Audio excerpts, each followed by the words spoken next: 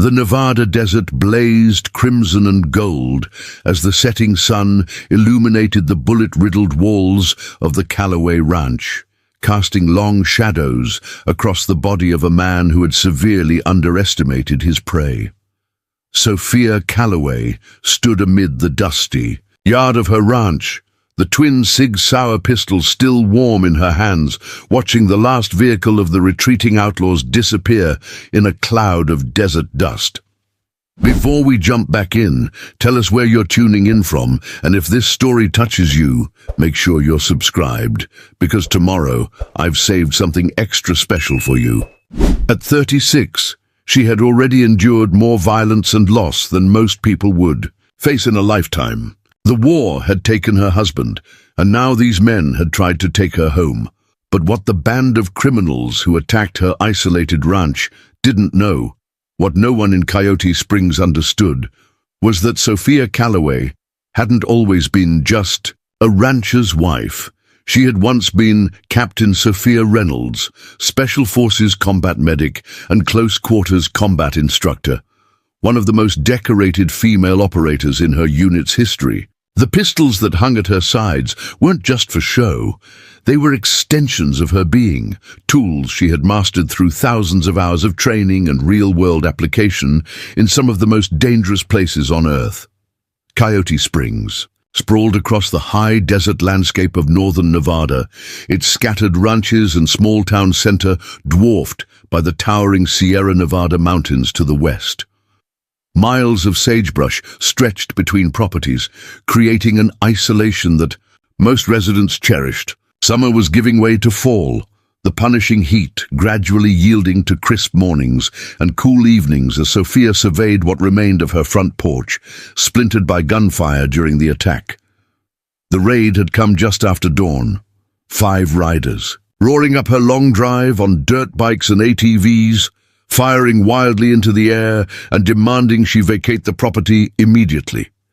They claimed to represent Desert Vista Development Corporation, saying her land was now theirs and she had 24 hours to clear out. They'd thought her an easy mark, a widow alone on 200 acres of increasingly valuable land. Their mistake had cost one man a bullet in his shoulder today, but Sophia knew this was just the opening move in a dangerous game.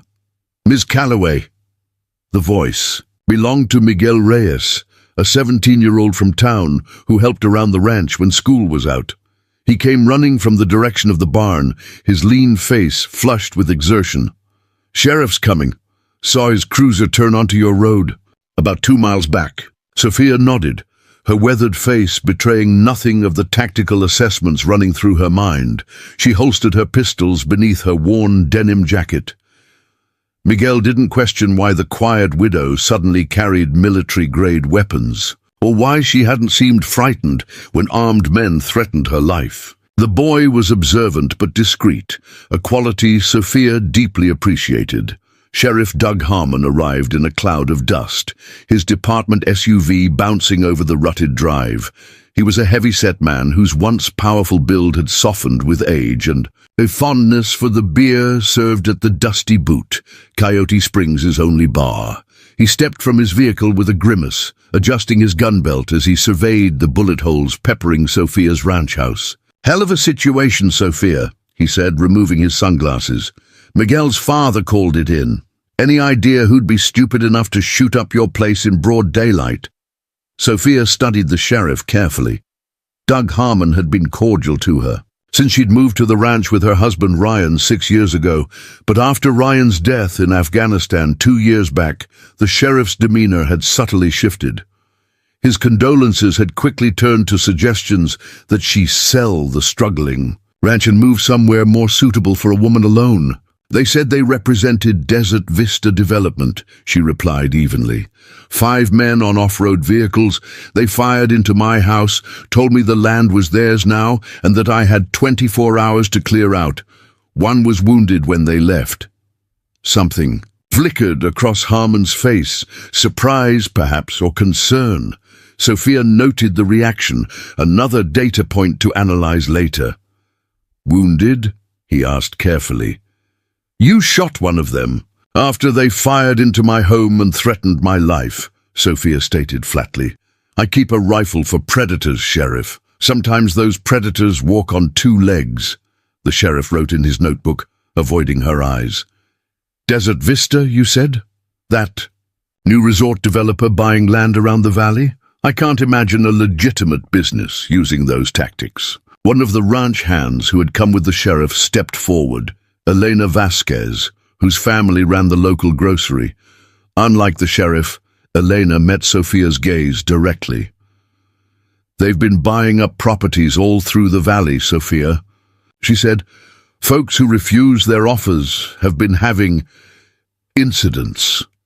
The Martinez place had a mysterious fire last month right after they declined an offer from Desert Vista." Sheriff Harmon shot Elena a warning look, but the woman stood her ground. "She deserves to know what she's up against, Doug." "I'm simply suggesting," the sheriff said, his tone indicating that a woman alone might be better off taking the money, "that your ranch is going to be worth a lot less once the resort decides on a different location for their golf course." Sophia said nothing, letting the silence stretch uncomfortably. In her military training, she had learned that technique could be more effective than direct questioning. People feel compelled to fill a silence, often revealing more than they intend. Finally, she spoke. "Ryan believed this land was worth fighting for, Sheriff. I won't dishonor his memory by abandoning it at the first sign of trouble." Harmon sighed, clearly having expected this response. "At least consider letting me post a deputy out here for a few days. These developers usually back off when they see law enforcement involved." "That won't be necessary," Sophia interrupted. "Miguel and my other hands can keep watch." What Sophia didn't mention was that she needed no protection. 8 years in Special Forces, 2 years running the ranch alone after Ryan's death. These were merely the most recent chapters of her life. Few in Coyote Springs knew anything about the first 34 years, when she was Sophia Reynolds, the daughter of a Marine Corps drill instructor who had taught her to shoot before she could drive, a combat medic who had saved dozens of lives under heavy fire, and a close-quarters combat specialist who had trained hundreds of operators in lethal efficiency. After the men left, Sophia walked the boundaries of her property as the day's light faded. The 200-acre ranch sat at the convergence of 2 seasonal streams that formed a year-round water source in this arid region, precisely why Desert Vista wanted it so badly. Their planned resort required reliable water access for the golf courses and luxury accommodations, and Sophia's water rights were senior to most in the valley. Ryan had understood this value when he purchased the property 7 years earlier, long before developers had set their sights on Coyote Springs. As darkness settled over the desert, Sophia returned to the ranch house. It was a sturdy single-story structure of stone and timber that Ryan had renovated himself, using techniques he'd learned growing up on his family's Montana ranch. She lit the lamps and moved toward the back of the house, to a door that appeared to lead to a utility room. The reinforced door opened to reveal concrete steps descending into darkness. Sophia took a battery-powered lantern and made her way down, the familiar smell of gun oil and canvas greeting her. The underground room looked untouched, just as she and Ryan had left it before his final deployment 2 years ago. The room extended beyond what anyone visiting the ranch might suspect. One section contained preserved food and emergency supplies, a genuine survival bunker, but behind a false wall lay their true preparation for uncertain times. Sophia slid aside the concealed panel, revealing an armory that would have impressed even her former commanding officers. Military-grade weapons lined one wall, from compact PDWs to precision rifles. A glass-fronted cabinet held an assortment of handguns, pistols, revolvers, and specialty firearms designed for concealment. Cases of ammunition were neatly arranged. On shelves alongside medical supplies, tactical gear, and communications equipment, But it wasn't the weapons themselves that made this collection remarkable. It was the meticulous preparation behind it. Preparing and narrating this story took us a lot of time, so if you are enjoying it, subscribe to our channel. It means a lot to us now. Back to the story. Ryan Calloway had been more than a rancher. He had been a special forces operator specializing in unconventional warfare. After multiple combat deployments and the physical toll they had taken, he had sought a quieter life. The ranch represented their shared dream of peace, but they had prepared for all contingencies. Beside the weapons stood a bookcase containing volumes on tactical operations, wilderness survival, battlefield medicine, and counterinsurgency techniques. Interspersed among these were journals, dozens of them, filled with Ryan's notes on security preparations, tactical scenarios, and defense plans specifically tailored to their property. Sophia pulled one from the shelf, opening it to a page. Marked with a fabric bookmark, the diagram showed fields of fire from various defensive positions around the ranch house, with notes on cover, concealment, and response options. Ryan's precise handwriting detailed different scenarios and appropriate reactions based on threat levels. Sophia ran her fingers over the page, remembering the evening spent with him at the kitchen table, developing these plans together. Her medical expertise complementing his tactical knowledge. They had been partners in every sense, their military backgrounds creating a shared language and understanding that most couples never experienced. Desert Vista couldn't have known about this room, about the preparations it contained. They saw only a widow struggling to maintain a ranch, not a woman who had treated horrific combat wounds while under enemy fire, not someone who had qualified, expert on every weapon system available to special operations personnel, not an operator who had moved undetected through hostile territory on missions that would never appear in any public record. Sophia replaced the journal and moved to a trunk. In the corner, the biometric lock opened with her fingerprint, revealing the past she rarely acknowledged. Inside lay her own legacy, the custom medical kit she had carried through 3 combat tours, the sidearm that had saved her life more than once, and a folded document she hadn't looked at in years.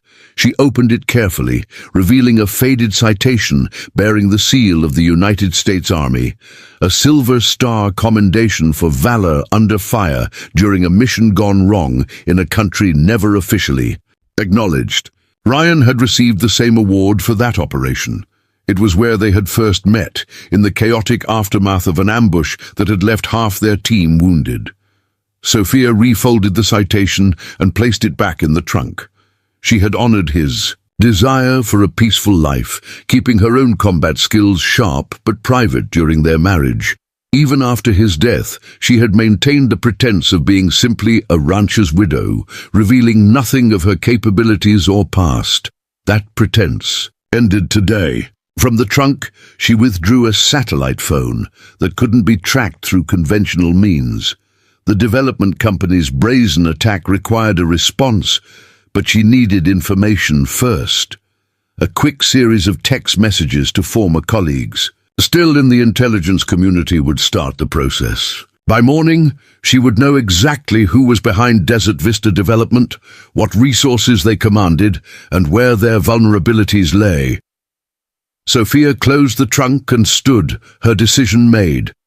She would not be driven from her land, not by threats, not by violence, not by men who thought a woman alone would be easily intimidated. Desert Vista and whoever was acting on their behalf were about to learn a costly lesson about underestimating their opponent.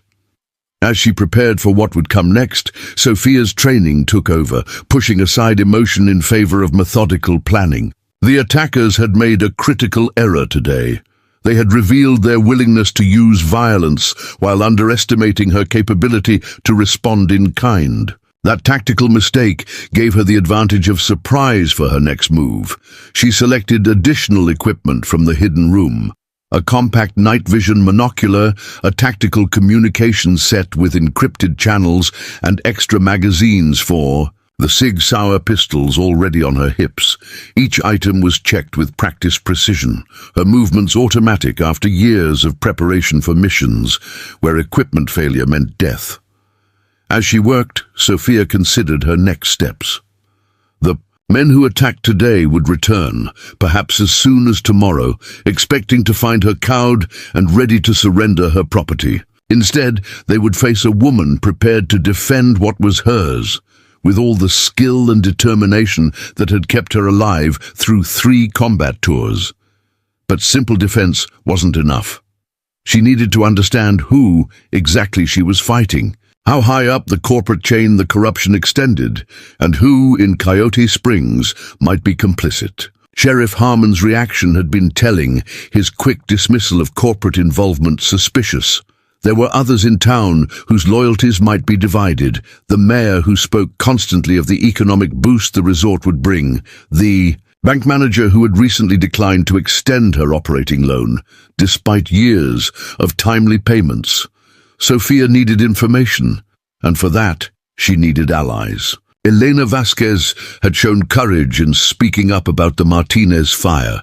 Miguel Reyes was young but loyal and observant. And there were others in the valley who had refused to sell, who might join together if someone took the lead.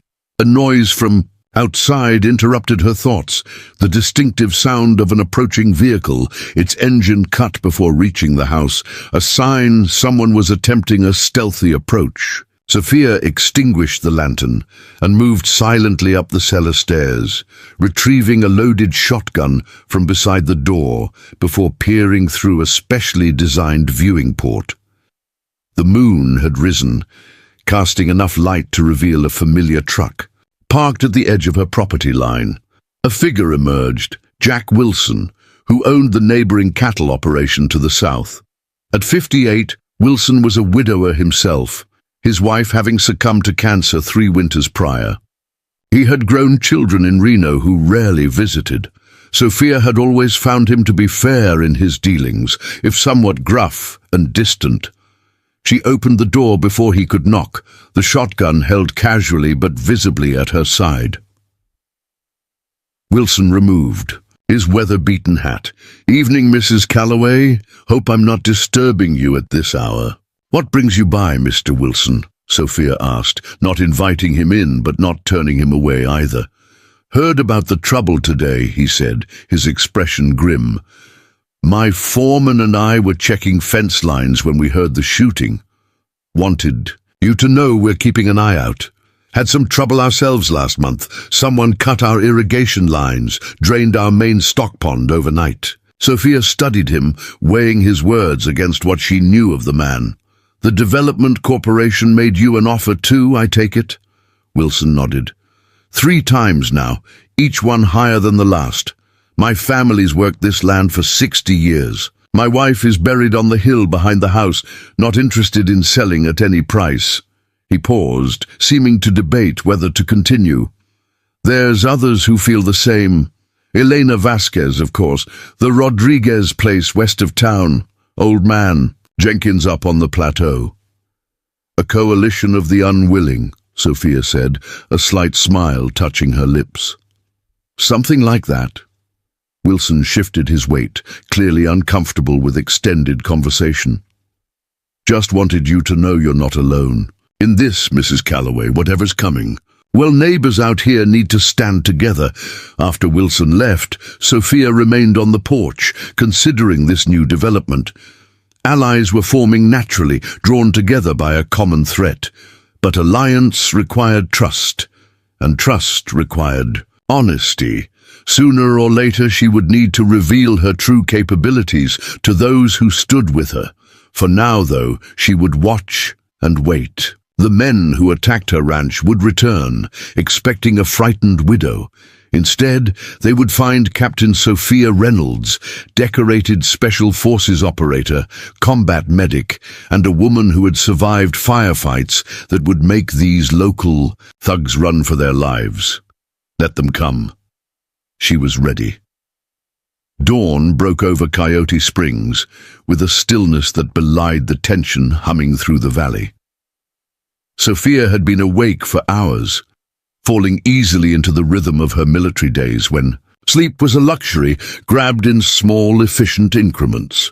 She moved through a series of stretching exercises that had kept her field-ready through years of deployment, muscles remembering patterns her conscious mind rarely acknowledged anymore. The ranch appeared peaceful in the golden light, but subtle. Changes would have been apparent to a trained observer. Key approaches to the house now featured nearly invisible tripwires connected to simple alert systems. Strategic positions around the property held cached supplies, water, ammunition, medical kits, placed during her pre-dawn preparations. The casual observer would see nothing unusual, but Sophia had transformed her ranch into a defensive position that would make her former commanding officer proud. Miguel arrived just as the sun cleared the eastern mountains, his battered pickup. Raising dust along the access road, Sophia watched through high-powered binoculars as he stopped at the cattle gate, following the new protocol she'd established via text message the night before. 3 short honks, pause, 1 long. The recognition signal confirmed it was him, not someone using his vehicle under duress. "Morning, Ms. Calloway," he called as he approached the house, eyeing the freshly patched bullet holes in the siding. "Brought some supplies from my father's hardware store. He said to put it on your account, wouldn't take no for an answer." Sophia smiled slightly at this show of community support. "Your father's a good man, Miguel. Thank him for me." The boy nodded, then hesitated, his eyes drawn to something he'd never noticed before: the way Sophia moved. Yesterday's violence had changed something subtle but fundamental in her bearing. The quiet, reserved widow had been replaced by someone who scanned horizons automatically, who positioned herself with clear sightlines to all approaches, whose hands never strayed, far from the weapons now openly carried on her hips. "Ms. Calloway," he began carefully, "my cousin Javier serves in the army. When he comes home on leave, he moves like you do now. Were you—" Instead of answering directly, Sophia pointed to the toolbox Miguel had brought. "How much do you know about perimeter security, Miguel?" The boy blinked at the unexpected question. "Not much, ma'am. Just what my uncle taught me for keeping coyotes away from the chickens." "Come with me," she said, leading him not toward the damaged sections of the house, but toward a small storage shed near the barn. "There's something you should see." She unlocked the shed with a key from her pocket, then pressed her thumb against what appeared to be a rusty nail head, but was actually a disguised biometric scanner. A section of the concrete floor slid aside, revealing a steep staircase descending into darkness. "This stays between us," she said, fixing Miguel with a steady gaze. "Ryan and I valued our privacy, and I've maintained that since his passing. But circumstances have changed." Miguel nodded solemnly. "Yes, ma'am. Not a word to anyone." Sophia led him down the stairs, motion-activated lights illuminating a space that made the boy freeze in astonishment. Unlike the defensive bunker beneath the house, this underground room was an advanced command center. One wall featured topographical maps of the entire valley with key terrain features marked. Another held computer monitors displaying feeds from camouflaged cameras positioned around the property, a communications array that would have looked at home in a military installation occupied a corner workstation. "Your cousin Javier was right to notice something familiar in how I move," Sophia said, activating the systems with practiced efficiency. "Before I was Sophia Calloway, I was Captain Sophia Reynolds, Special Forces combat medic and close quarters combat instructor. Ryan and I met during a deployment that went sideways. We were both operators in units that officially didn't exist, conducting missions that officially never happened." Miguel's eyes widened as he took in both the room and this revelation. "Like secret military stuff, the kind that doesn't make it into briefings or newspapers," Sophia confirmed. She tapped a keyboard, bringing the security monitors to life. Each showed different approaches to the ranch, with heat-sensing capability and motion detection analytics running in real time. Ryan built this command center when we first moved here. Most of our neighbors thought we were just renovating an old storage cellar. But why? Why here in Coyote Springs? Miguel asked, struggling to reconcile the quiet widow with this revelation. Sophia's expression softened momentarily. We'd seen enough of the world's trouble spots. After Ryan's third Purple Heart, we wanted somewhere quiet, somewhere we could heal. The official story was that he was retiring from the military with honors. The reality was more complicated. She pulled up a digital file on one of the monitors. It showed a classified military document with most details redacted, but Miguel could make out Operation Kingfisher and Ryan Calloway's name among the heavily censored text. Our last mission went wrong in ways I can't discuss. Ryan saved the team, but took shrapnel that military doctors said would leave him with chronic pain for life. We came here to start over, to find peace. Her voice hardened. What Desert Vista doesn't understand is that they're not just trying to take a ranch from a widow. They're threatening the home of two people who sacrificed everything for their country and asked for nothing in return except to be left alone. Miguel absorbed this in silence, his young face solemn. Finally, he spoke with a maturity beyond his years. "What do you need me to do?" Sophia smiled, a genuine expression that transformed her face. "I need intelligence more than anything. Eyes and ears in town. You're there every day. People talk around you without thinking. I need to know who's connected to Desert Vista, what they're planning next. Like a spy." Miguel couldn't keep the excitement from his voice. "Like a responsible citizen protecting his community," Sophia corrected firmly. "No risks, no heroics. Information only. If something feels dangerous, you walk away. Understood?" "Yes, ma'am." He nodded, chastened but still eager. For the next hour, Sophia showed Miguel how to use some of the simpler security systems, motion sensors that could be hidden in brush, alert protocols for different threat levels, recognition, signals that would identify friends from potential threats. The boy absorbed the instructions with surprising aptitude. "My father always said you pick things up quick or you don't survive in the desert," he explained when Sophia commented on his quick learning. "Seems like that's true for more than just finding water and avoiding rattlesnakes." As they emerged from the command center, the distinctive rumble of approaching vehicles reached them. Sophia's hand moved instinctively to her sidearm, but relaxed. When her phone vibrated with an alert from the perimeter sensors, the pattern indicated authorized visitors. Elena Vasquez's truck was approaching with 3 passengers. "We have company," Sophia told Miguel. "Remember, everything you've seen stays between us for now." "Yes, ma'am. I should get to fixing those fence posts anyway," he replied, moving toward the toolbox with new purpose in his step.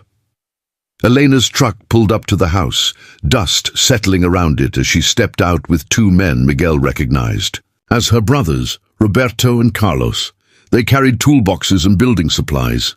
"Brought reinforcements," Elena called, approaching with the confident stride of someone raised on hard-scrabbled desert land. "Figured you could use help patching those bullet holes properly before the weather turns." Sophia welcomed them with gracious restraint, noting that both brothers wore sidearms openly on their hips, a statement of solidarity that didn't need verbal explanation. As they set to work, more vehicles arrived. Jack Wilson and his foreman, the Rodriguez family from the next valley, even Old Man Jenkins with his grandson. By mid-morning, the ranch yard hosted a small army of neighbors, all bringing supplies, food, and an unspoken message.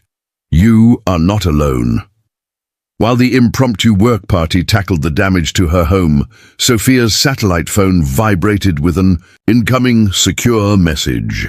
She slipped away to check it, finding a detailed intelligence brief from her former unit's information specialist, a man who now held a senior position at a 3-letter agency he never named.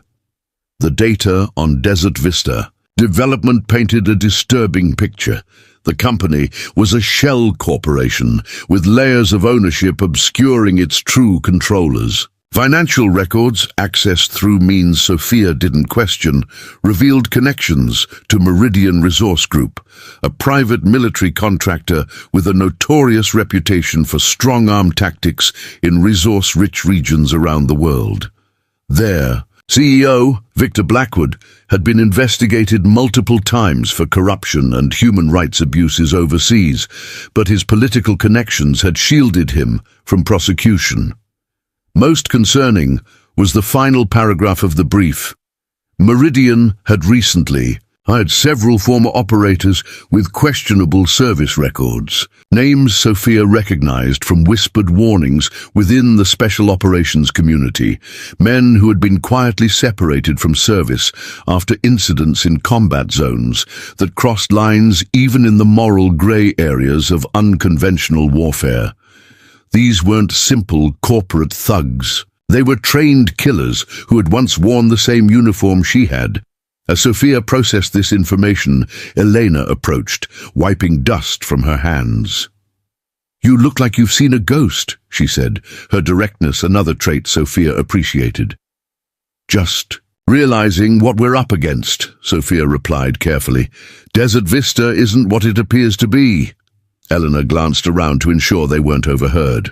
"Sheriff Harmon's been meeting with some suits at the Desert Mirage Hotel every Tuesday night for the past month. Goes in the back entrance, stays for exactly 90 minutes. Sophia filed this intelligence away. "Any idea who he's meeting with?" "Cousin cleans rooms there. Says one of them introduced himself as Victor when she accidentally entered during their meeting. Tall, expensive suit, East Coast accent, scar along his jawline. Victor Blackwood," Sophia confirmed, putting pieces together. "CEO of Meridian Resource Group, the real power behind Desert Vista." Elena's expression darkened. "Meridian? The mercenary outfit? My brother-in-law served in Iraq. Said those Meridian contractors were worse than the insurgents. No rules of engagement, no accountability." "The same," Sophia said. "But what would interest a PMC in ranch land in Coyote Springs? Water rights alone don't justify this level of investment." Before Eleanor could respond, a shout came from the front of the property.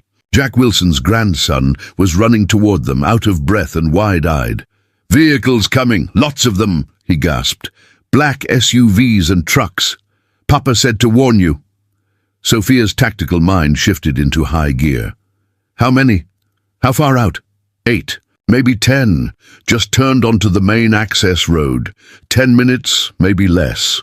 Sophia locked eyes with Elena. "Get everyone inside the barn.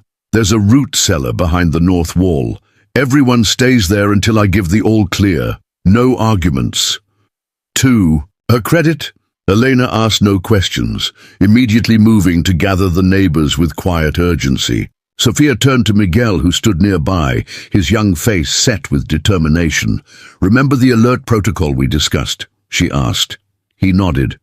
"Red alert, shelter position. I'll make sure everyone stays put." "Good man," Sophia said, placing a hand briefly on his shoulder. "No heroics, remember? These aren't the same men as yesterday." As Miguel helped Elena evacuate everyone to the shelter, Sophia returned to the house, moving with the focused efficiency that had once been as natural as breathing. Within minutes, she had changed into tactical clothing, desert camouflage pants, a moisture-wicking combat shirt, and lightweight boots. From the armory beneath the house, she selected weapons with careful consideration. Her primary sidearms remained the Sig Sauers, but she added a compact PDW, a personal defense weapon that split the difference between submachine gun and carbine. Finally, she activated the ranch's advanced security system from a hidden panel in the kitchen. Camouflaged cameras would now record everything that happened, while motion sensors would track the movement of every person on her property. The command center beneath the storage shed would log everything, creating an unimpeachable record. Sophia took position on the covered back porch, which offered clear sightlines to the approaching vehicles, while providing both concealment and cover. Through her binoculars, she could now see the convoy, 4 black suburban SUVs and 3 pickup trucks with reinforced frames and light bars. The vehicles moved in professional formation, maintaining precise distances from each other. Not local. Thugs this time. The lead suburban stopped at the edge of her property. The others fanned out, establishing a perimeter with practiced efficiency. The rear doors of the lead vehicle opened, and 3 men emerged. Sophia's breath caught as she recognized the center figure immediately. Victor Blackwood himself, dressed impeccably in a tailored suit that seemed absurdly out of place in the Nevada desert. To his right stood Sheriff Harmon, looking uncomfortable in his official uniform, his hand resting nervously on his service weapon. It was the third man who truly captured Sophia's attention. Tall, with a muscular build visible. Even under his tactical clothing, he moved with the unmistakable bearing of special operations. His face triggered immediate recognition. Major Marcus Weller, former Delta Force commander, separated from service under circumstances that had generated whispers throughout the special operations community. Sophia had met him once, briefly, during a joint training exercise. She doubted he would remember her. She had been one of dozens of medical personnel supporting the operation, but she remembered him. The intensity in his eyes, the ruthless efficiency in his movements, and the rumors that followed him, operations that exceeded authorized force. Civilians caught in the crossfire, reports mysteriously altered after the fact. Now he worked for Meridian, and by extension, for Blackwood. The presence of both men at her ranch confirmed this was no ordinary land grab. Something more significant. Then a resort development was at stake. Sophia raised her phone to her ear, pressing the secure connection to her former teammate's burner number. "Talon, this is Phoenix," she said quietly, using their old operational call signs. "Target has arrived personally with high-level muscle. Weller is on site. Repeat, Marcus Weller is on site. This just escalated beyond a real estate dispute." The voice that responded was calm, professional. "Copy, Phoenix. Satellite imagery confirms 9 vehicles total, approximately 14 personnel visible, likely more inside vehicles. Thermal shows they're armed. Classification, Tier 1 threat.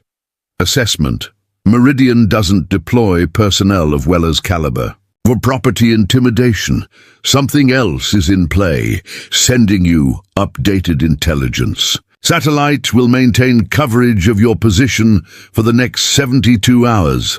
Understood. Phoenix out." Sophia ended the call, her mind processing the implications of Blackwood and Weller's presence. Whatever lay beneath her land was valuable. Enough to bring the CEO of a billion-dollar private military company to her doorstep personally.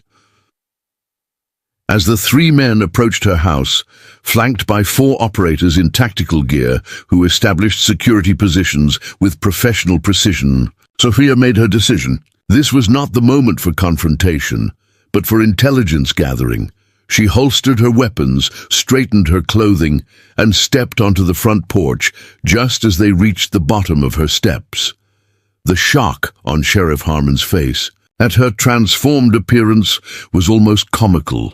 Gone was the grieving widow in ranch clothes, replaced by someone whose bearing and attire screamed military professional. But it was the flash of recognition in Weller's eyes that confirmed Sophia's suspicions. He knew exactly who she was, which meant this visit wasn't a coincidence or a standard intimidation tactic. They had come specifically because of who owned this land, not just for the property itself. "Mrs. Calloway," Victor Blackwood called. "Up," his voice cultured and smooth.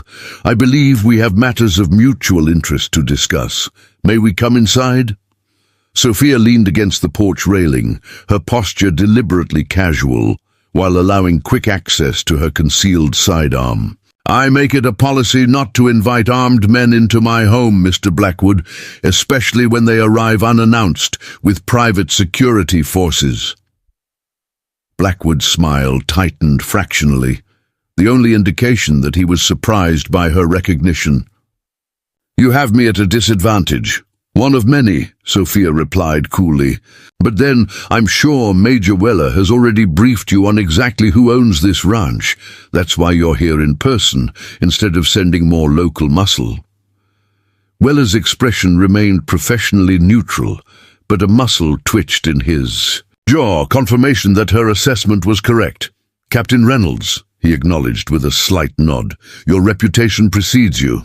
"As does yours, Major," she responded, emphasizing his former rank.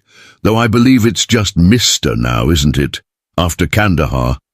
The reference to the classified operation that had ended his military career hit its mark.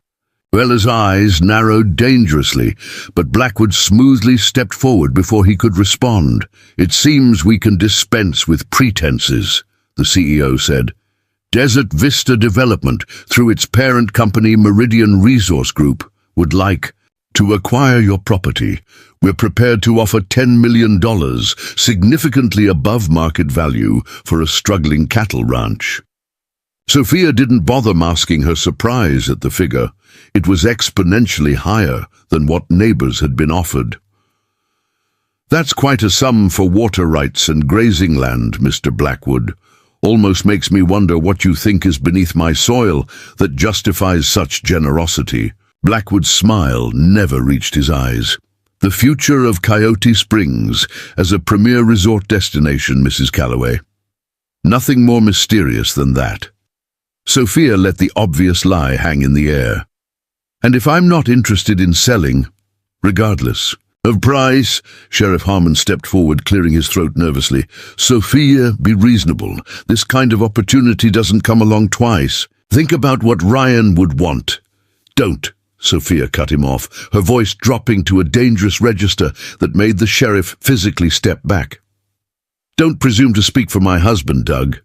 Blackwood's expression remained pleasant, but his tone hardened. "Captain Reynolds or Mrs. Calloway, if you prefer. I'm a businessman above all else. I appreciate direct negotiation. The offer stands for 48 hours. After that, I'm afraid market forces may reduce your property's value considerably." "Market forces," Sophia echoed with a cold smile. "Is that what you call the men who shot up my house yesterday? Or the ones who cut Jack Wilson's irrigation lines? Or perhaps the accidental fire at the Martinez place?" "Regrettable incidents," Blackwood replied smoothly. "The kind that sometimes occur when communities resist progress. But I assure you, Desert Vista Development operates entirely within the law." "Does it?" Sophia asked. "I wonder what the Nevada Gaming Commission would think about Meridian's involvement in local real estate. Or perhaps the Pentagon might be interested in how many former special operators with questionable discharges are now on your payroll, operating on American soil." For the first time, Blackwood's composure slipped slightly.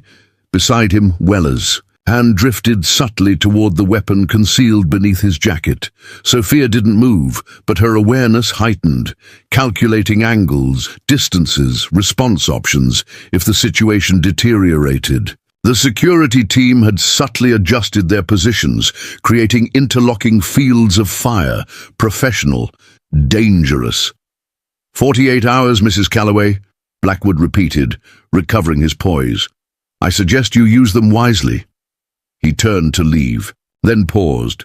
"Oh, and those neighbors you've hidden in your barn. They might benefit from similar consideration of their options. Progress is inevitable. The only question is whether you profit from it or are destroyed by it." As they returned to their vehicles, Sophia remained motionless on the porch, watching until the last dust cloud disappeared down her access road. Only then did she allow herself to exhale fully, the tension in her muscles releasing incrementally. Whatever secret lay beneath her land, it was worth millions to Meridian Resources. and they had shown their hand by bringing Blackwood and Weller in person. The game had changed fundamentally. This was no longer about defending her ranch from local intimidation.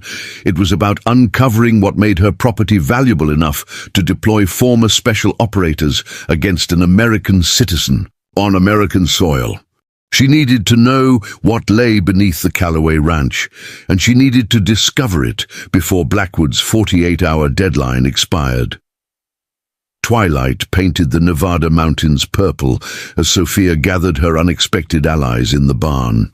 The impromptu community meeting had drawn 15 of her neighbors, ranchers, shopkeepers, and landowners who had either rejected Desert Vista's offers or stood to lose their livelihoods if the resort development proceeded.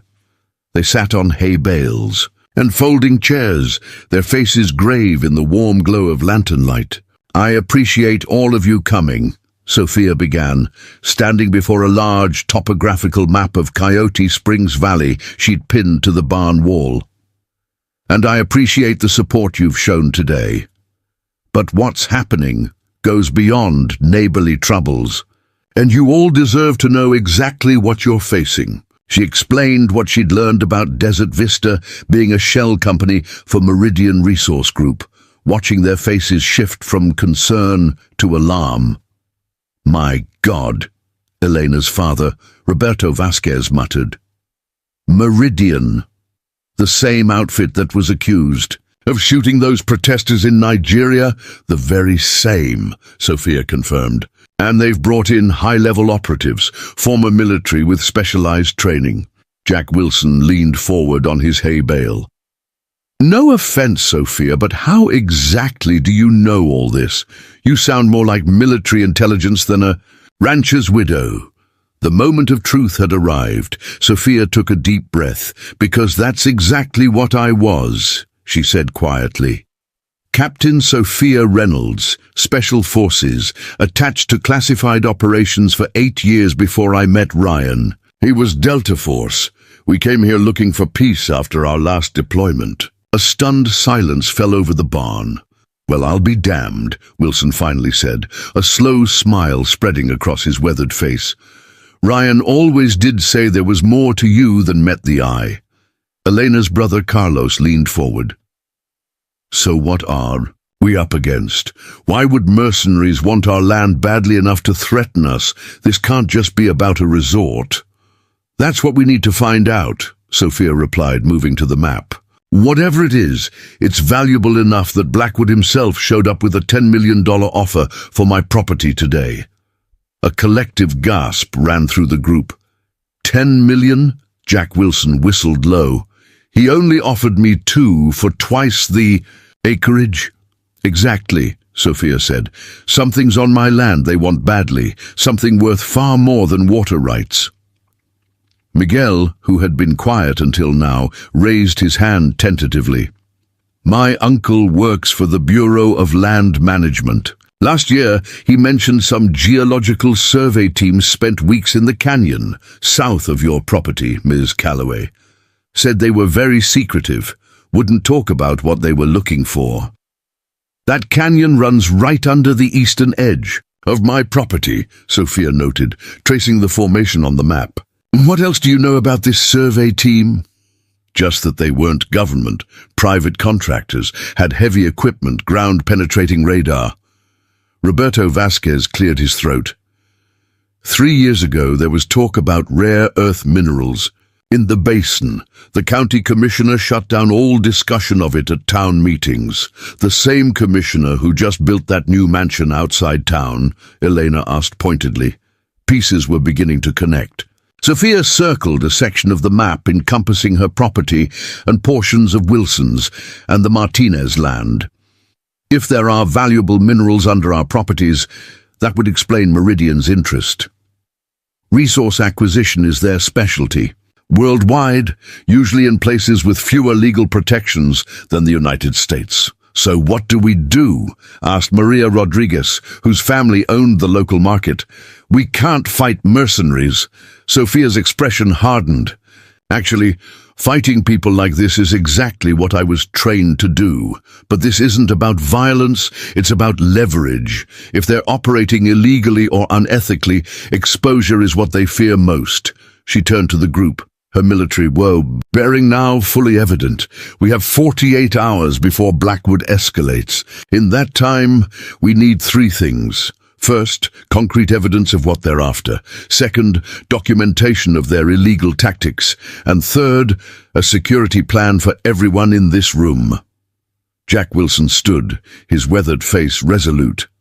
My boys, and I know every inch of this valley, will help with surveillance. My cousin works at the county records office, Elena offered. She can check for any unusual land surveys or mineral rights applications. One by one, the neighbors offered resources, skills and information. The Rodriguez brothers, who had military experience, volunteered for security details. The owner of the local hardware store promised supplies. Even old Jenkins, who rarely spoke at town meetings, offered his property's fire lookout tower as an observation post. As the meeting continued, Sophia felt a surge of pride. These weren't trained operators, but they were resilient, resourceful people who knew their land and community. Against corporate mercenaries, that local knowledge might be their greatest advantage. One more thing, she said, as the meeting concluded. Everyone needs to be reachable at all times. Miguel's father has agreed to distribute these. She held up a small black case containing encrypted two-way radios. Secure communications, military grade. My husband stockpiled equipment. He always said it was better to have it and not need it. The group dispersed as darkness fell completely, each with assignments and a renewed sense of purpose. Only Jack Wilson remained behind, studying the map. Thoughtfully, your husband, he said quietly. He chose this property specifically, didn't he? Not just for the water rights or the view. Sophia paused, considering how much to reveal. Ryan was thorough in his research. He studied geological surveys, water tables, mineral deposits, said this land would be valuable long after the cattle were gone. Wilson nodded slowly. My family's been here 3 generations. My grandfather used to tell stories about the old mine shafts that run all through these hills. Most were played out by the 1920s. But he always said the real treasure was deeper than anyone could dig back then. Do you know where those old shafts are located? Sophia asked, suddenly alert. Some. There's one on the north edge of your property, hidden in that box canyon, been sealed up since before I was born. Sophia moved to the map, marking the location. Could you show me tomorrow? Wilson nodded. First light, bring rope and flashlights. He paused at the door. Your husband would be proud, Sophia. Of the ranch, of how you've kept it going, of what you're doing now.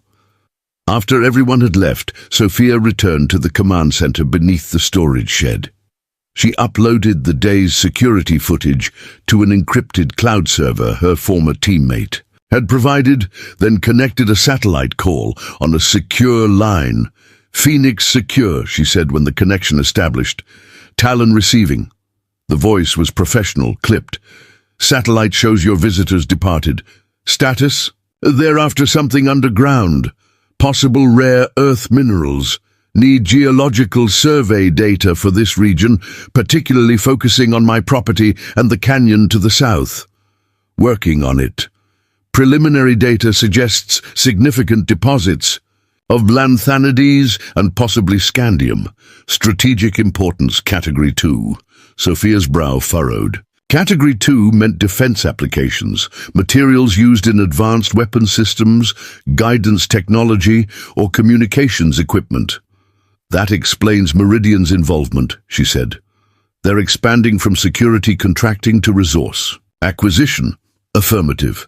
Intel suggests they've secured private contracts with defense manufacturers, bypassing government oversight of strategic materials. Legal. Gray area at best. Definitely contrary to national security interests. Dudi would be concerned if they knew. Sophia absorbed this information. I need something else. Background check on a former operator, Marcus Weller. Delta Force, discharged approximately 3 years ago. A pause. That's classified territory. He's working for Meridian now, leading their team here. A longer pause. I'll see what I can do. Anything else? Satellite coverage of the canyon south of my property. Heat signatures, ground penetration if possible. I think they've already started preliminary work. Uploading what we have now. Full analysis in 6 hours. Copy that. Phoenix out. Sophia leaned back in her chair, processing the implications. If Meridian was attempting to secure control of strategic minerals outside normal government channels, this went beyond a simple land grab. The Department of Defense maintained careful oversight of such resources for national security reasons. A soft ping from her computer indicated an incoming file, satellite imagery of the canyon bordering her property. Even at first glance, the heat signatures were unmistakable. Equipment operating under camouflage netting, vehicle tracks carefully concealed but visible to infrared, and most tellingly, a temperature anomaly consistent with recent drilling. They weren't waiting for her. Answer to their offer. They were already extracting samples. A soft chime from the perimeter sensors interrupted her analysis. Someone was approaching. A single vehicle, lights off, moving slowly along the access road. Sophia switched to the night vision cameras, tensing when she recognized Sheriff Harmon's personal truck. She secured the command center and made her way to the house, retrieving her sidearm from its holster. When Harmon's truck stopped in the yard, she was waiting on the porch, silhouetted against the dim light from inside. "Little late for a social call, Doug," she called out as he approached, hands conspicuously visible. "This isn't official business," he said, voice low. "Can we talk inside?" Sophia considered him for a moment, then nodded toward the barn. "Out there. House might be bugged after today's visit." In the barn, she gestured him to a seat and remained standing, her posture alert, but not overtly threatening. "I'm guessing you didn't tell Blackwood you were coming," she said. Harmon removed his hat, running fingers through thinning hair. "No, and he can't know I was here." He looked up at her, eyes haunted. "I'm in over my head, Sophia." "How deep?" "Started. Small. Campaign contributions when I ran for sheriff, then favors, ignoring complaints about their survey team's trespassing, looking the other way when they pressured the Martinez family." He swallowed hard. "I didn't ask questions when they said they needed easements through the valley. The money was good." "And then it wasn't just money," Sophia guessed. "Then it was photos, recordings, leverage." Harmon's silence was confirmation enough. "What are they after, Doug?" "What's under my land?" He shook his head. "They don't tell me details, but I overheard Blackwood talking about strategic reserves worth billions. Whatever it is, the government doesn't know it's here, or they'd have claimed it already. And now they're bringing in mercenaries with military backgrounds, armed men threatening American citizens on American soil." Sophia's voice hardened. "That crosses a line, Doug. That's not looking the other way at a survey team. That's conspiracy against national security interests." "I know." His voice was barely audible. "That's why I'm here." He reached slowly into his jacket, removing a flash drive. Recorded conversations, bank transfers, their operational timeline. "They're not waiting for your answer, Sophia. They start major extraction in 3 days, regardless." Sophia took the drive, studying Harmon's face. "Why now? Why help us?" "Because I was at Arlington when they buried Ryan," he said quietly. "I saw what they gave him for his service. Medals that couldn't bring him back to you.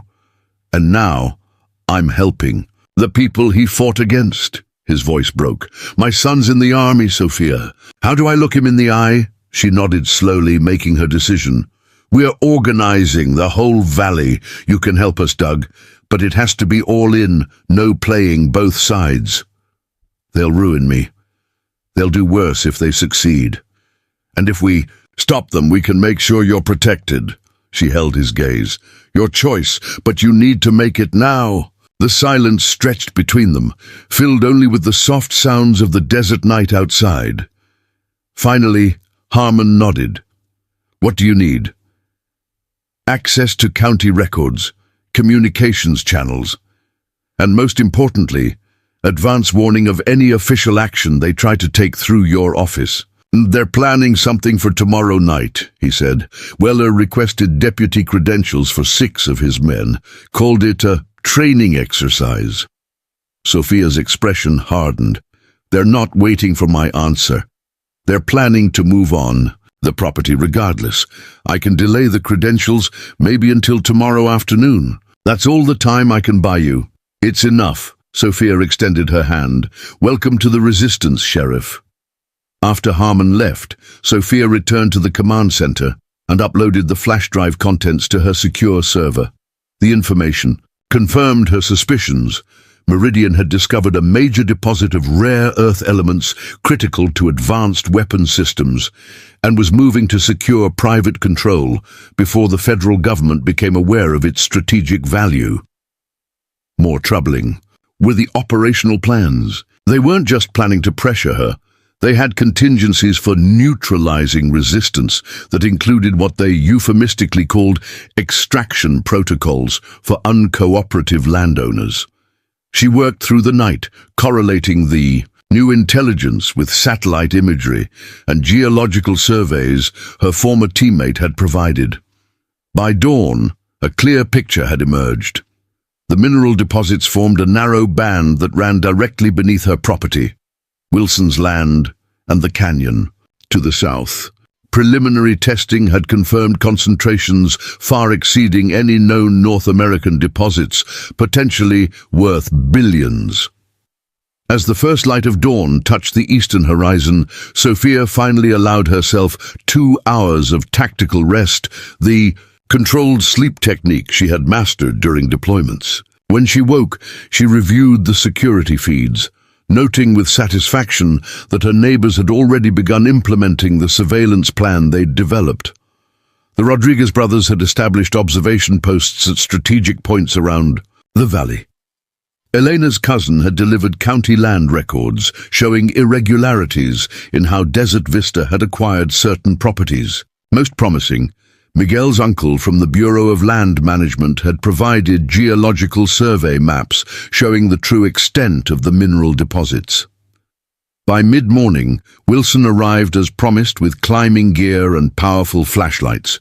"Ready to explore some history?" he asked as they loaded equipment into his truck. "Lead the way," Sophia replied, securing her sidearm and a compact tactical vest beneath a light jacket.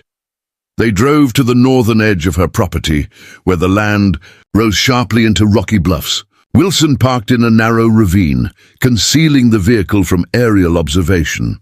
"My grandfather brought me here when I was about 12, he explained, as they hiked up a nearly invisible trail. "Said his father helped seal this mine when they found something they weren't expecting."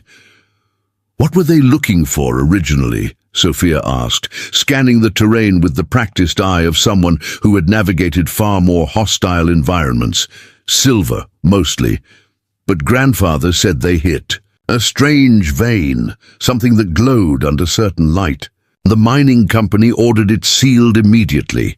After 20 minutes of climbing, Wilson paused beside what appeared to be a natural rock formation. Only when he brushed away decades of accumulated dust and vegetation did Sophia see the weathered timber frame. "Mine entrance," he explained, "collapsed intentionally from what my grandfather said." Together, they cleared away enough debris to reveal a narrow opening. Cool air flowed outward, a sign that the shaft connected to a larger system somewhere. "I'll go first," Sophia said, securing a tactical headlamp and checking her sidearm. "You were expecting trouble down there?" Wilson asked, eyeing the weapon. "I always plan for contingencies," she replied simply. "Stay close, and if I signal you to stop, don't move." The shaft descended at a steep angle, old timber supports groaning ominously as they made their way down. After about 50 feet, the Narrow passage opened into a larger chamber where the remnants of old mining equipment lay scattered and rusting. Sophia swept her light across the walls, revealing the glittering veins Wilson's grandfather had mentioned. She removed a small device from her vest, a handheld spectrometer her husband had acquired during his final deployment. "What is that?" Wilson asked as she calibrated the device.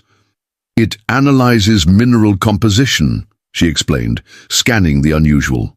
"Veins." The device beeped, displaying results on its small screen. "Just as I suspected.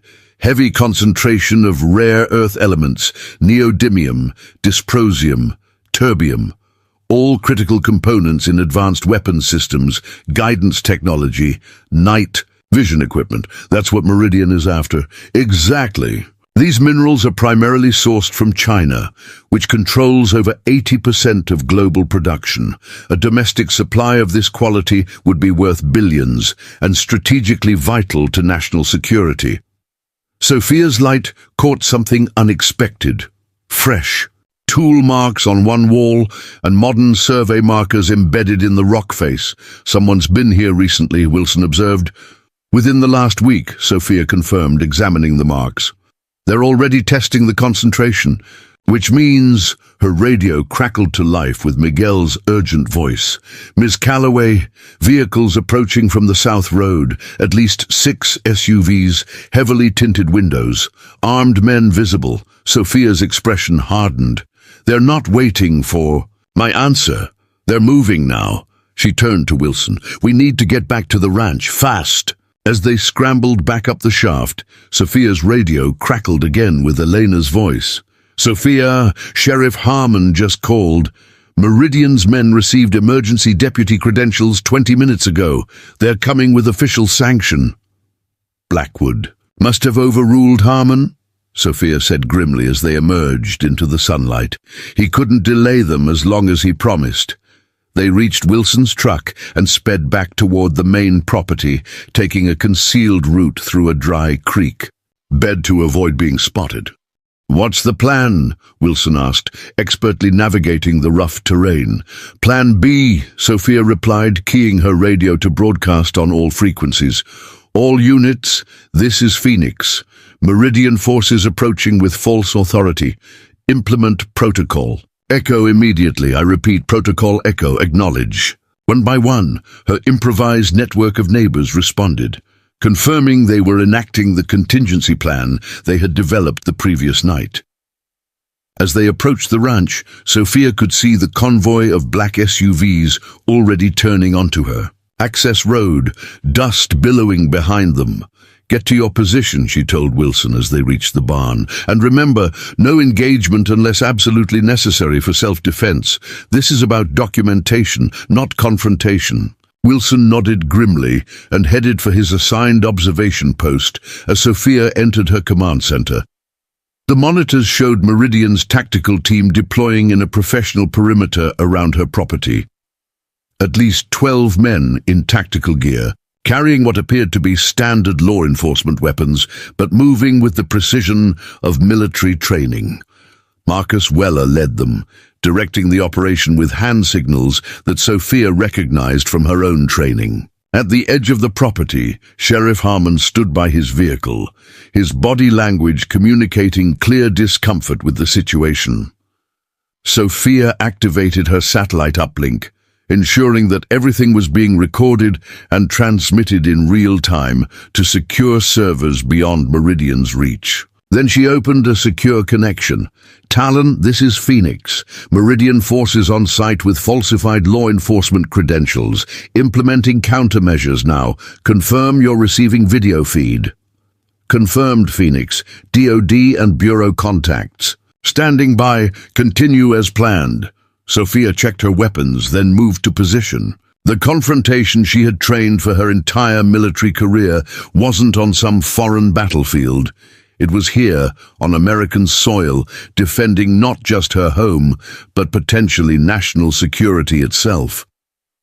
As Weller's team approached her house in tactical formation, Sophia activated the ranch's defense protocol with a single command into her secure phone. Throughout the property, hidden cameras activated, recording every movement and word.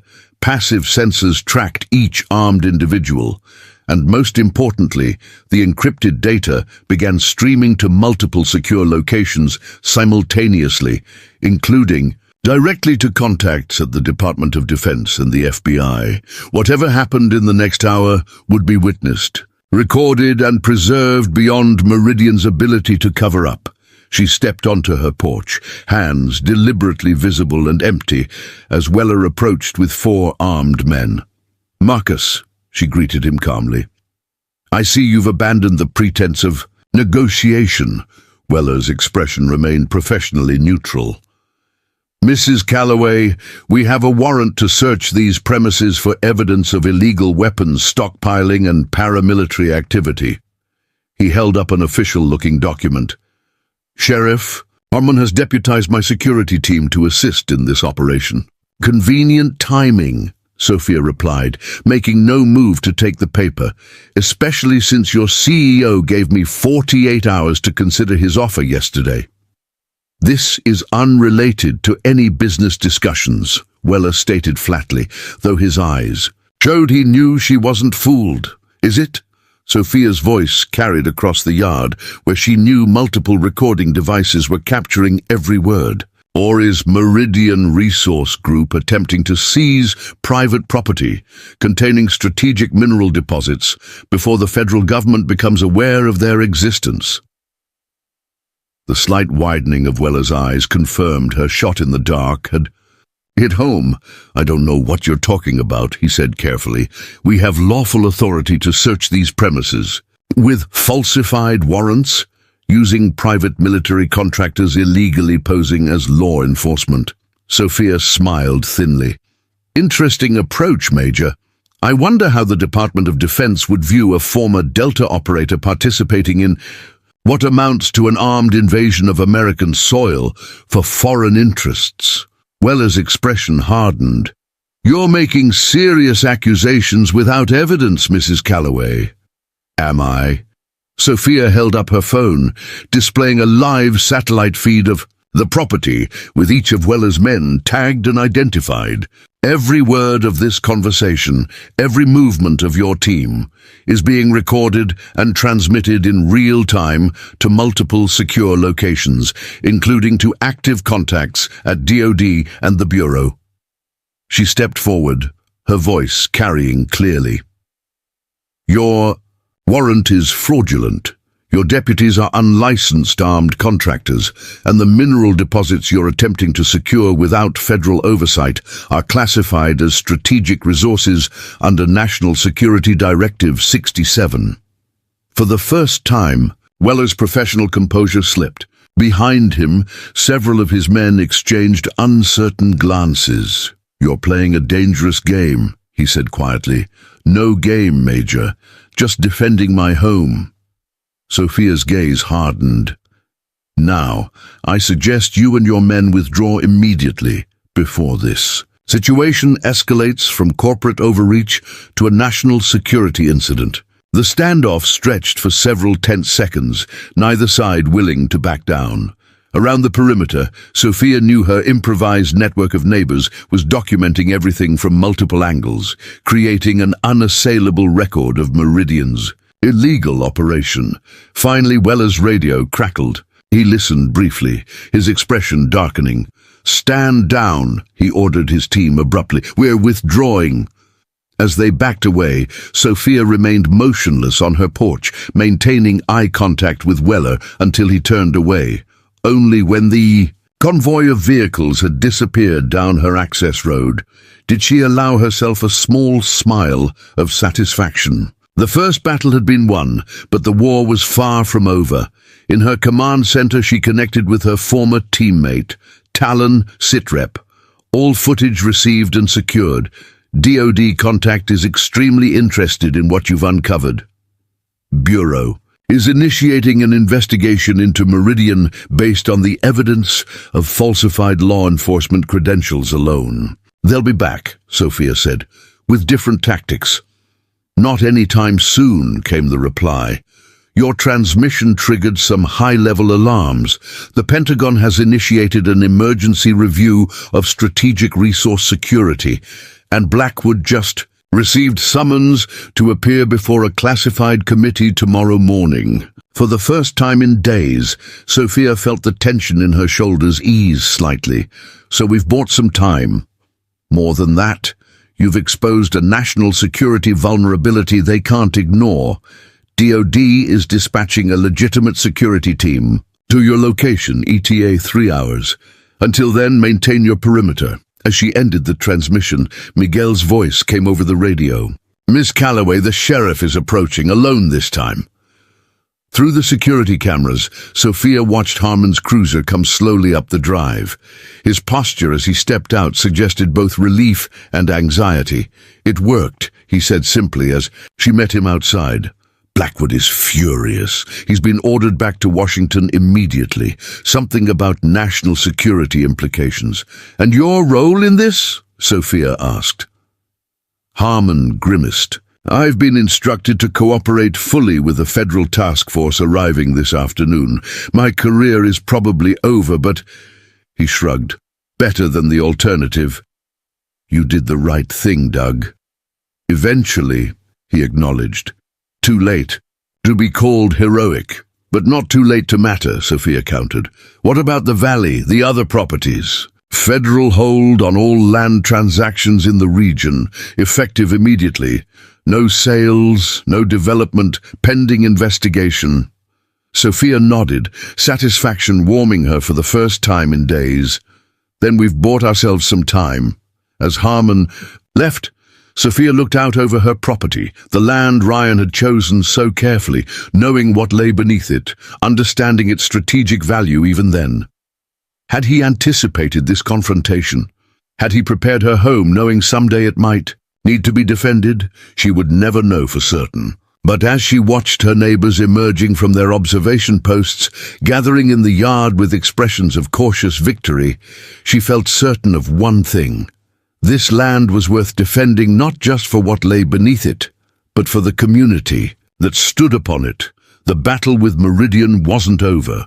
Corporations with billions at stake rarely surrendered after a single defeat, but the balance had shifted. What had begun as a widow standing alone against corporate mercenaries had transformed into something far more powerful.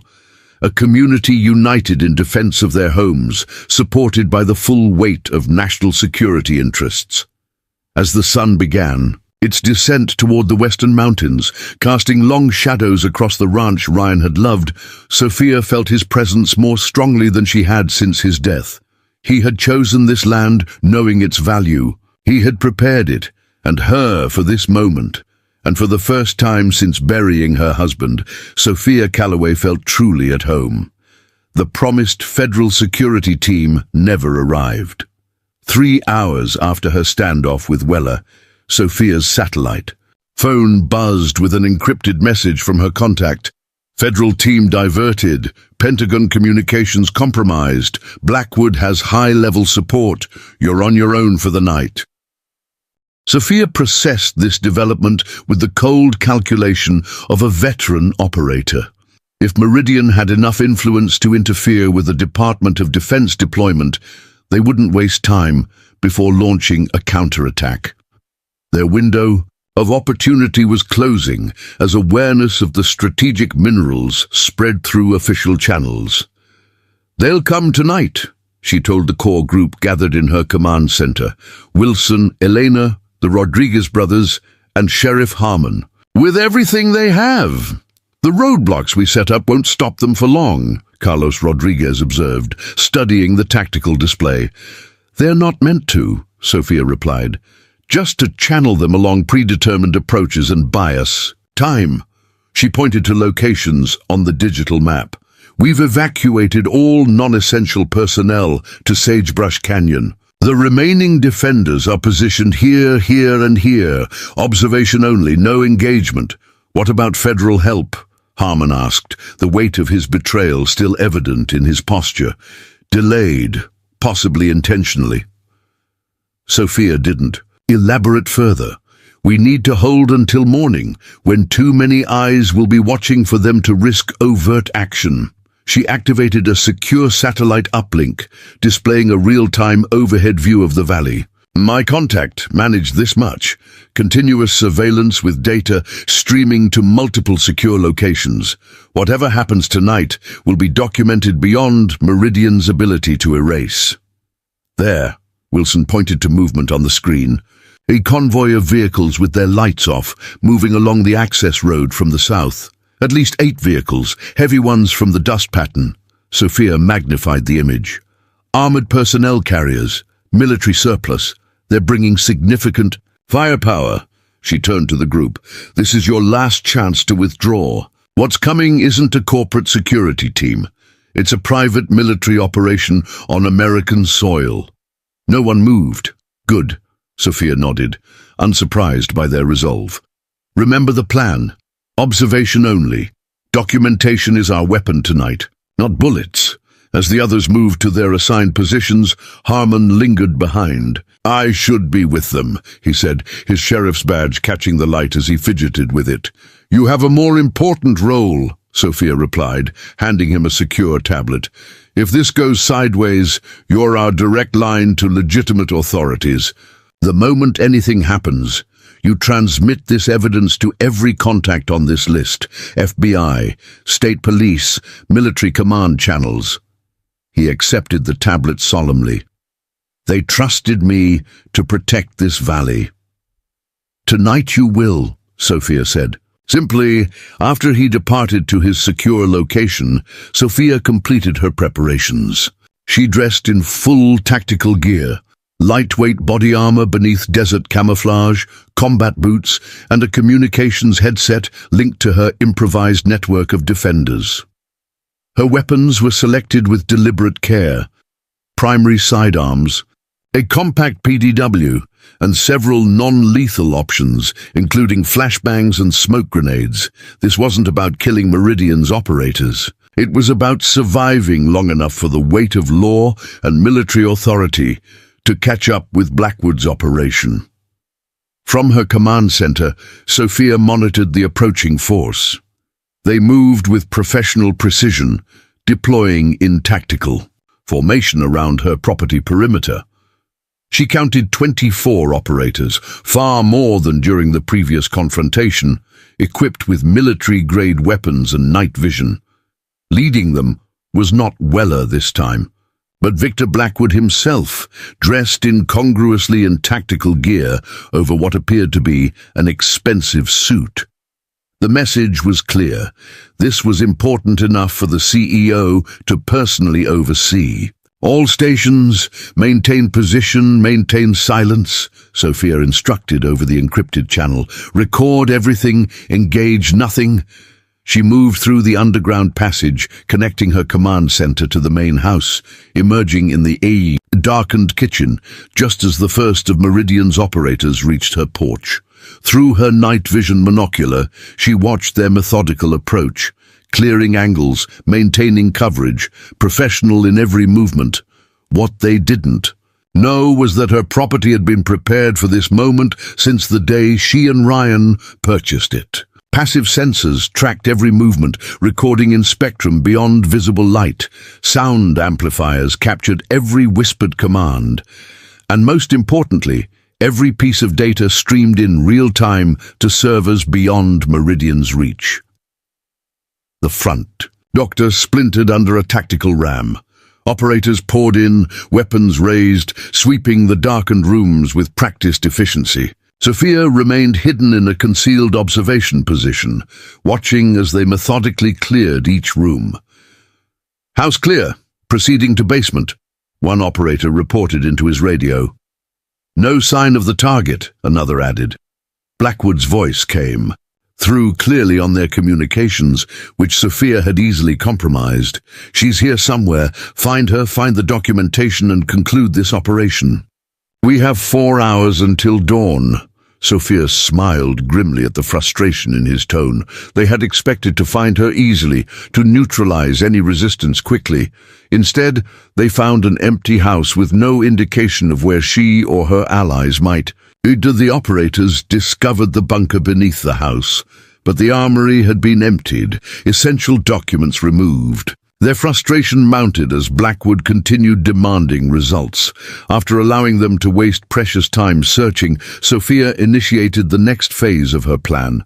Using her remote access, she activated the ranch's external lighting system, all at once flooding the property in blinding illumination. Simultaneously, a pre-recorded message began broadcasting from speakers positioned around the property. Attention, Meridian personnel. This is a notification that you are engaged in illegal paramilitary activity on American soil. You are being recorded by multiple surveillance systems, with feeds transmitting to federal authorities. Withdraw immediately. The effect was electric. Several operators instinctively sought cover, disoriented by the sudden light and sound. Others looked to their communications for guidance, but Sophia had activated targeted jamming frequencies, isolating their tactical network. On her monitor, she watched Blackwood gesturing furiously, trying to regain control of his operation. Weller appeared beside him, pointing toward the barn, where unusual movement had caught his attention. Sophia switched camera views to see Elena and Carlos deliberately making themselves visible before disappearing into the darkness. A calculated distraction to draw forces away from the house. They're splitting their team, she noted with satisfaction. Rodriguez team, initiate diversion protocol 3. Across the property, carefully positioned devices activated sequentially.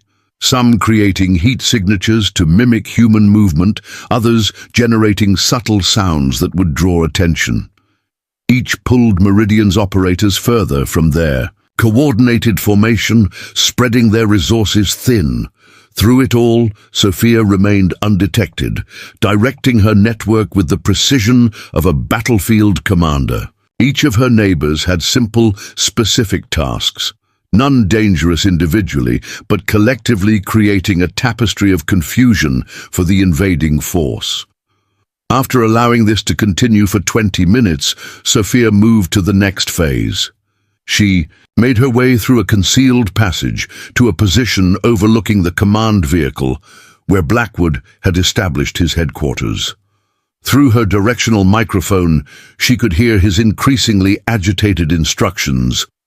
I don't care what it takes. Find her, find those documents, and end this. We have millions invested and powerful people expecting results. The desperation in his voice confirmed what Sophia had suspected. Blackwood was under enormous pressure from whoever was backing. Meridian's operation, the strategic minerals, represented not just profit, but influence, leverage in circles far beyond a simple corporate venture. The time had come for direct confrontation. Sophia activated a focused EMP device, another of Ryan's specialized tools, temporarily disabling electronics in a narrow cone centered on Blackwood's command vehicle. In the sudden darkness and confusion, she moved with the silent efficiency that had once made her legendary among her fellow operators. When Blackwood's backup systems activated 30 seconds later, he found himself staring into the barrel of Sophia's sidearm. "Good evening, Mr. Blackwood," she said calmly. "I believe we have matters to discuss." To his credit, the CEO maintained his composure despite the shock evident in his eyes. "Captain Reynolds, impressive tactical display." "Basic counterinsurgency doctrine," she replied. "Divide opposing forces, isolate command elements, control the narrative." She gestured to the small device visible on her tactical vest, a live broadcast transmitter. "Speaking of which, everything you say is being recorded and transmitted to multiple secure locations." Blackwood's expression hardened.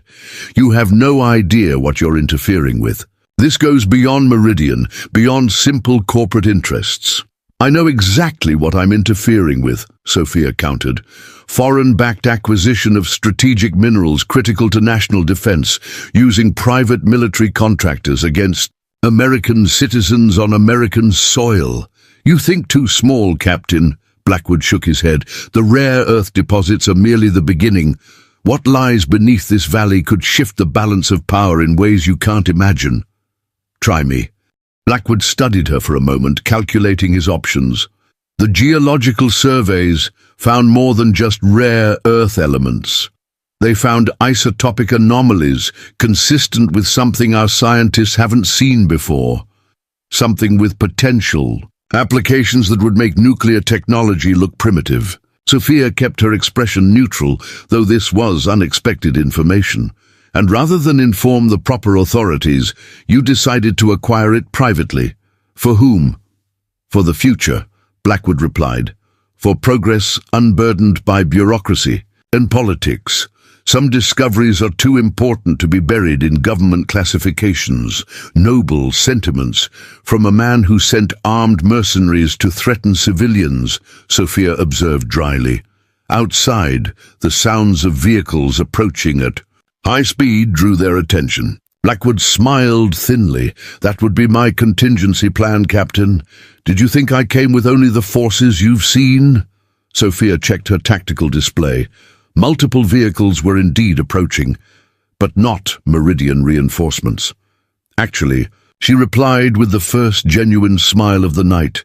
That would be the 7th Special Forces Group, finally breaking through whatever interference you arranged. Apparently, attempting to use military-grade EMP devices on American soil triggered some very specific national security protocols. The color drained from Blackwood's face as he recognized the distinctive sound of military helicopters now visible. On the horizon, you've lost, Mr. Blackwood, Sophia continued. Whatever you hope to acquire here will now receive the full attention of agencies with significantly more resources than Meridian. The only question remaining is how cooperative you intend to be when explaining your actions to federal prosecutors. Before he could respond, the command vehicle door opened to reveal Marcus Weller, weapon raised, only to find himself facing not just Sophia, but Sheriff Harmon and Jack Wilson, both with shotguns trained on him. "Stand down, Major," Sophia said quietly. "It's over." Weller's eyes darted between them, calculating odds with the precision of his training. Finally, seeing the approaching military vehicles, he slowly lowered his weapon. "Smart choice," Wilson commented, not lowering his shotgun. As military personnel secured the area, disarming and detaining Meridian's operators with efficient precision, Sophia maintained her position, weapon trained on Blackwood, until proper authorities took him into custody. A familiar figure approached, Colonel James Harrington, her former commanding officer, whom she hadn't seen since Ryan's funeral. "Captain Reynolds!" he greeted her formally, though his eyes held warmth and respect. "Or do you prefer Mrs. Calloway now?" "Either works, Colonel," she replied, finally holstering her weapon as military police secured Blackwood. "Though I wasn't expecting to see you personally. When we realized who was involved, certain protocols were activated," he explained. "Your husband's final mission? Let's just say it left some very high-level people owing him a debt that extended to you." Understanding dawned. Ryan's last deployment, the classified operation that had left him with career-ending injuries, must have involved something connected to what Blackwood had discovered beneath the valley. "The isotopic anomalies," she said quietly. "Ryan knew they were here." Harrington's expression confirmed her suspicion. "He chose this ranch very specifically, Sophia. When he couldn't protect this location himself anymore, he left it to me," she finished, "with everything I'd need to defend it." As dawn broke over the Nevada desert, painting the mountains gold and crimson, Sophia stood on her porch, watching. Military personnel process the detained Meridian operators. Her neighbors had emerged from their positions, gathering in small groups as federal agents took their statements. Elena approached, exhaustion and exhilaration mingling in her expression. "Is it really over?" she asked. Sophia nodded. "This phase, at least. There will be investigations, hearings, probably classified proceedings we'll never hear about. But Meridian's operation has been neutralized, and our homes safe," Sophia confirmed. Colonel Harrington assured me the valley properties will remain with their rightful owners. Whatever lies beneath will be studied by appropriate authorities, with proper compensation for access rights. Miguel joined them, eyes wide with excitement, despite having been awake for over 24 hours. Miss Calloway, they're saying you single-handedly took down a private military company. Sophia smiled, resting a hand on his shoulder. No one does anything single-handedly, Miguel. This victory belongs to everyone who stood together when it mattered. As military helicopters circled overhead and federal agents established a perimeter around the property, Sophia felt a presence beside her, not physical but undeniable. Ryan had prepared this land, knowing someday it might need defending. He had left her everything she needed to complete the mission he couldn't. For the first time since burying her husband, Sophia felt she truly understood his final gift to her, not just a home, but a purpose. A way to continue serving, even after. Leaving the battlefield behind, the Nevada sun climbed higher, burning away the morning mist, illuminating a community forever changed by standing together against impossible odds. Whatever secrets lay beneath the Calloway Ranch would now be protected properly, not exploited for private gain. And Sophia Reynolds, Calloway, widow, warrior, defender, had found her peace at last, not in running from her past, but in using every skill it had given her to protect the future her husband had died to secure. 3 months after the confrontation with Meridian's forces, the Calloway Ranch had transformed. A discreet government research facility now operated on the far eastern edge of the property, its modern buildings standing in stark contrast to the weathered ranch structures. Military personnel maintained a subtle presence, their vehicles occasionally visible on the private access road that had been constructed to minimize disruption to Sophia's daily operations. The first snow of winter dusted the Nevada mountains. As Sophia signed the final documents in her kitchen, Colonel Harrington and 2 Justice Department officials seated across from her. "That completes the access agreement, Mrs. Calloway," the senior official said, gathering the papers. "Your compensation will be deposited as arranged, and the research parameters will remain within the boundaries we've discussed." Sophia nodded, feeling a sense of completion rather than surrender. "And the other landowners?" "Similar arrangements have been made with everyone in the affected area," Harrington confirmed. "Fair compensation, minimal disruption, absolute security." After the officials departed, Harrington remained behind, removing his formal uniform jacket. As Sophia poured 2 cups of coffee, "Off the record now," he said, accepting the steaming mug. "You've done remarkably well, Sophia. Ryan would be proud." "He planned for this," she replied, looking out at the snow-touched landscape. Not the specific circumstances, perhaps, but the possibility that what lay beneath this land might someday need protecting.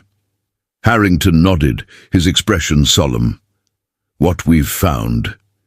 It's beyond what we imagined. The isotopic material appears to be extraterrestrial in origin, likely from a meteor impact millions of years ago.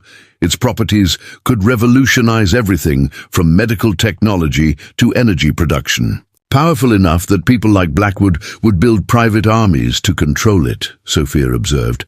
"Which is precisely why it needs the protection of people like you," Harrington replied. "People who understand that some powers aren't meant to be wielded for profit or advantage." He hesitated, then reached into his briefcase, removing a sealed envelope. "This was recovered during the investigation of Meridian's headquarters. It was in Blackwood's personal safe." Sophia accepted the envelope, recognizing the handwriting immediately. "Ryan's."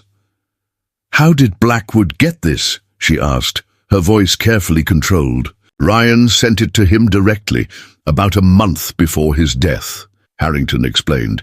"It appears they had corresponded previously. Ryan knew what Meridian was searching for." Alone after Harrington's departure, Sophia finally opened the letter, her hands steady despite the emotion tightening her chest. "Sophia, if you're reading this, then what I suspected has finally come to light, and you've done exactly what I knew you would. Defended our home with the same courage and skill you showed on every mission we shared.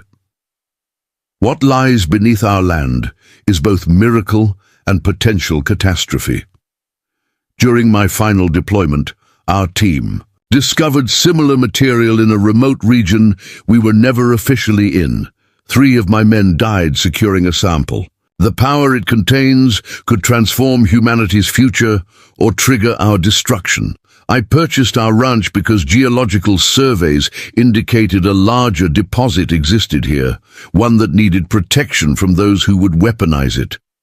I couldn't tell you then. Classification levels prevented it, but I always knew you'd uncover the truth if it became necessary. The government will want to study it. Let them, but maintain our ownership. Be their partner, not their subject. The terms are in our safe, legal documents I prepared with contingencies for this exact scenario.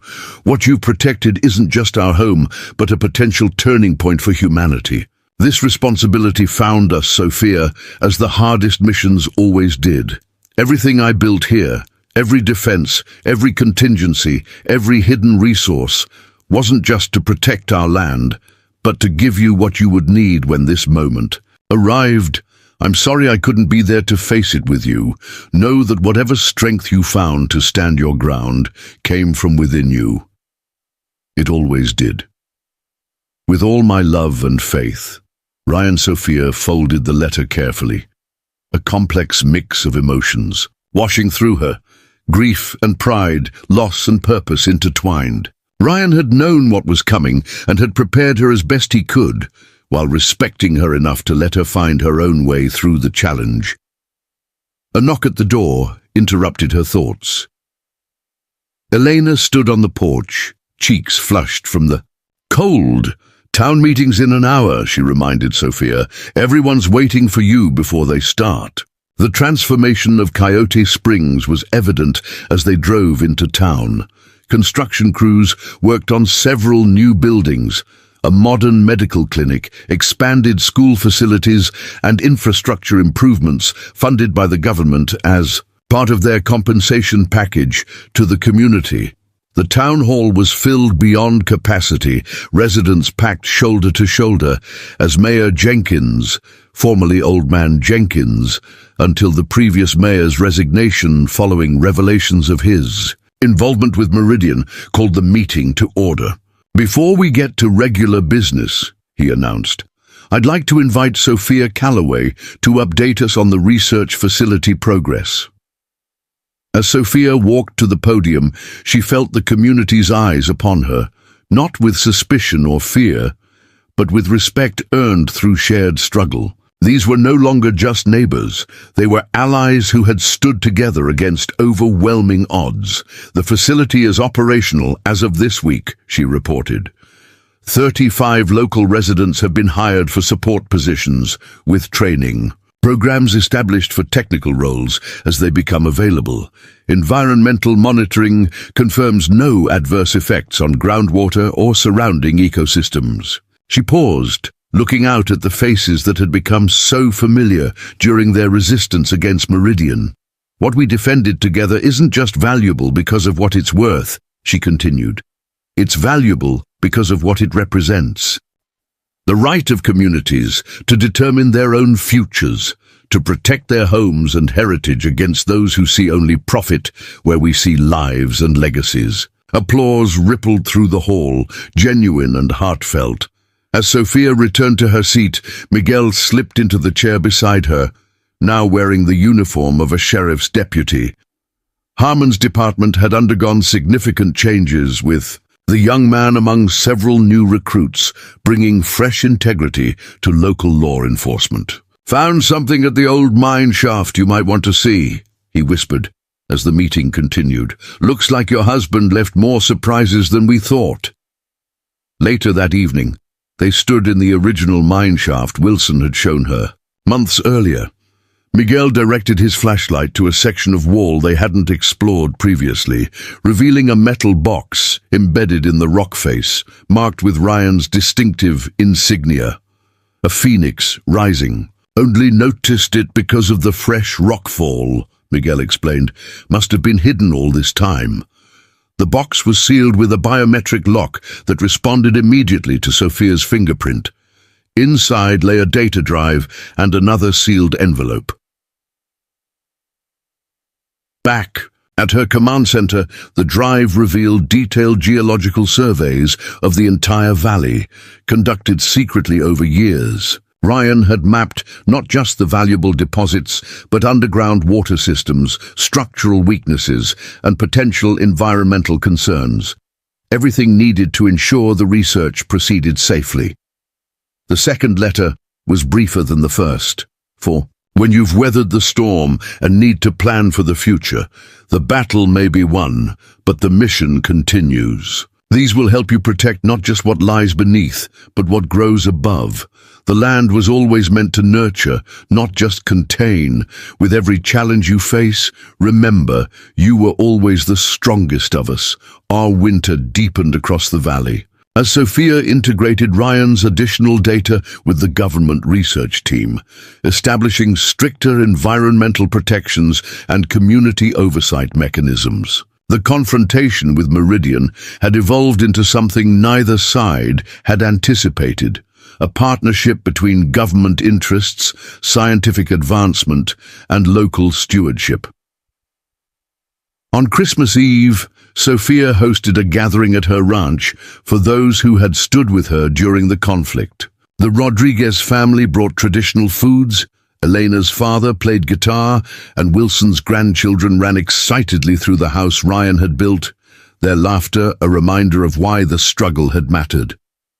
Standing on her porch as snow fell gently across the desert landscape that had become her battleground, and then her legacy, Sophia felt Ryan's presence more strongly than she had since losing him, not as a ghost or memory, but as a continuing force through the preparations he'd made, the community he'd chosen, and the purpose he'd helped her rediscover. The mysterious material beneath her land might change the world someday.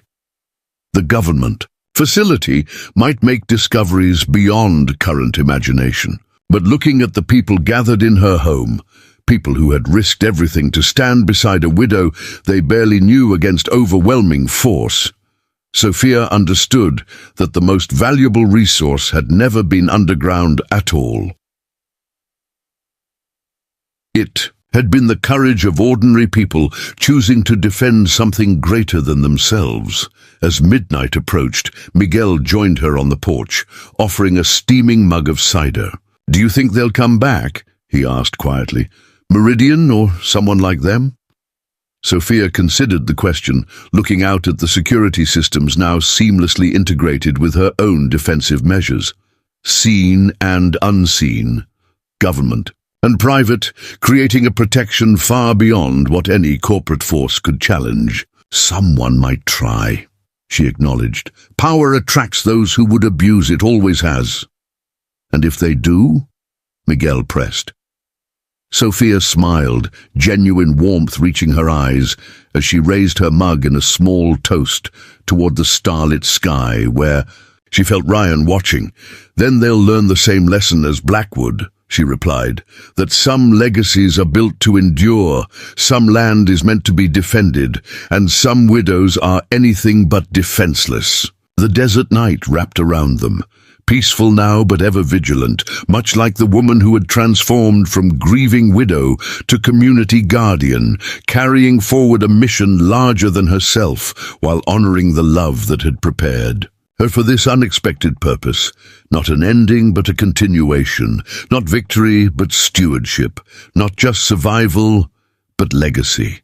Up next, you've got 2 more standout stories right on your screen. If this one hit the mark, you won't want to pass these up.